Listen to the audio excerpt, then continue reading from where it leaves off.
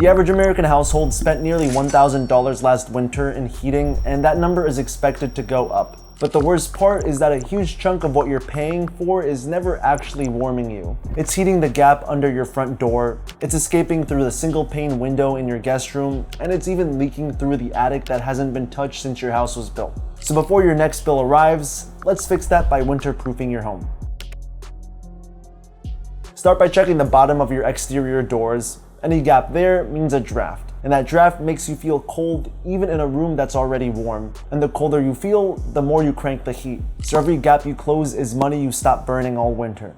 And for that, you need a simple door sweep. It's a slim aluminum strip with a vinyl fin along the bottom, and once it's mounted, that fin presses down against the threshold and blocks the gap across the whole width of the door. Just make sure you pick one that suits your gap. The regular single fin works for most modern doors, but if yours is older or has a bigger space at the bottom, then choose a heavier double fin instead. And there's plenty of options here, but I'd go with the MD Building Products one, since it's more durable and it seals really well. And I'll leave a link below so you can check it out yourself. But whichever one you grab, get a length you can cut down and set the height so it just kisses the floor without dragging. After that, check the seal around the door frame.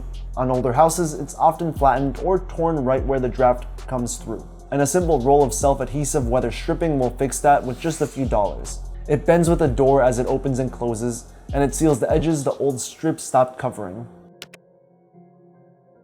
For drafty single pane windows, a window insulation film kit makes a big difference. You tape the clear sheet around the frame, stretch it flat, and warm it with a hair dryer until it shrinks tight and disappears. And I tend to prefer the thicker indoor films from 3M because they hold up better to everyday wear. Roll-style kits such as Duck Max Strength are also convenient, especially for larger projects, since you can cut only what you need instead of measuring every piece from scratch. Just keep in mind that this is a temporary solution and should be removed once it's time to open the windows again. But a lot of window drafts aren't coming from the glass at all. They're coming from behind the trim. And builders often fill the gaps with loose fiberglass, which look like insulation but barely stops moving air. And here's how you shut it down. Pop off the interior casing, find the gap, and then fill it with spray foam.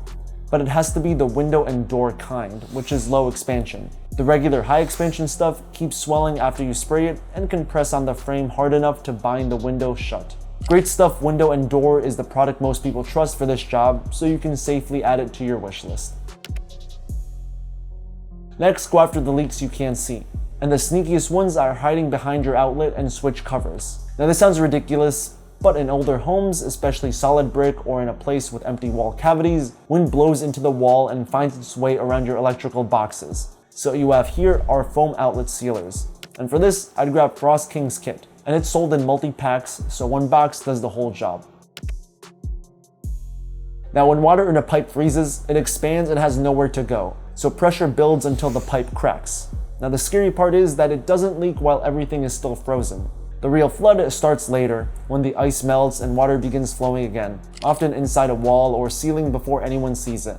And to prevent it, all you really have to do is stop the pipe from getting cold enough to freeze, and the simplest way is to wrap it up so it holds its warmth. Foam pipe sleeves are made for this exact job, but when you buy them, there's two kinds of things to get right. First is a size, because the sleeve has to match the thickness of your pipe, so make sure you measure it first. And second is to look for the self-sealing kind, where the slit already has an adhesive strip under a peel-away cover. This way you just press the two edges together and they stay shut on their own, instead of you taping the whole run by hand. And the product handling this nicely is Armacell Tundra. Just keep in mind that you don't need to wrap every pipe in your house, only the ones at risk of freezing, which are the cold, exposed ones. But if you live somewhere brutally cold, or you've got a pipe sitting right out in the open, foam on its own might not be enough. In that case, you can add an electric heat cable from a trusted brand like Easy Heat. And many of them are also self-regulating, so they only ramp up as temperatures get close to freezing instead of using extra power all winter. Outdoor faucets need a little attention too. And actually, this is one of the most misunderstood jobs in the house. And skipping this is how people end up with a flooded basement come spring. So first, unscrew your garden hose and put them away. A hose left on traps water right up against the faucet, and that trapped water freezes and cracks things. Next, shut off the water supply to that line and go outside and open the spigot to let the leftover water drain out. If you've got a standard spigot in a cold climate, throwing a foam faucet cover over it adds a bit of insurance. And here's the part that catches people. If you have a frost-free faucet, it only protects you when it's installed with a slight downward slope toward the outside. So before winter, take a quick look at yours. If it wasn't positioned correctly, then check whether the faucet is loose, because in some cases a loose mounting can let it shift out of position, and simply tightening it after correcting the angle may solve the problem. If it's firmly mounted but sloped the wrong way, your options are either adding a small bleeder valve inside so you can manually drain the line each winter, or replacing it with a quality frost-free silcock. Well-known options include models from Woodford and Prier.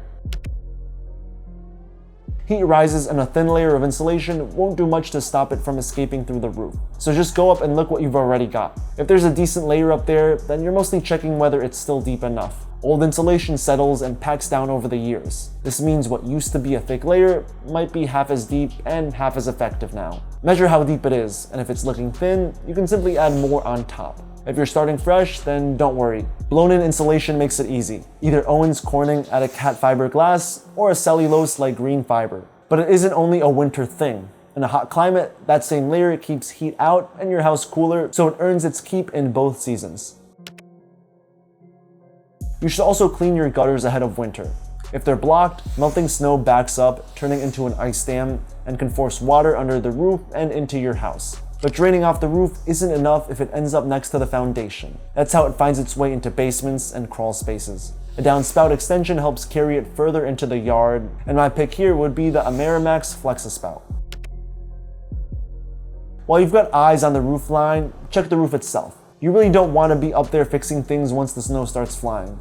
Look for shingles that are loose, curled, or missing, and watch for the warning signs inside too, like water stains on a ceiling. Snow is far heavier than it looks, and the weight drags a loose shingle further out in place and lets moisture sneak in.